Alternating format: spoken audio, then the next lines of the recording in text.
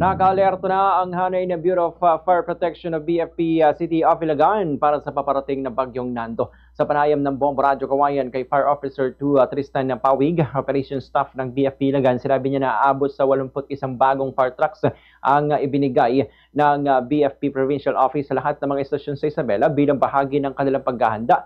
Kabilang sa mga istasyon nakatanggap ng bagong fire truck ang mga bayan ng Divilacan, Macunacon, Palanan at Dinapigi. Bukod dito, may nakandaring 11 ambulansya na gagamitin sakaling kailanganin sa mga emergency cases sa kasagsagan ng bagyo. Kabilang sa mga lugar na may nakatalaga nito ay ang mga bayan ng San Pablo, Cabanatuan, Ilagan, Santiago City, Kawayan City, San Manuel, Nagilian at ang Burgos.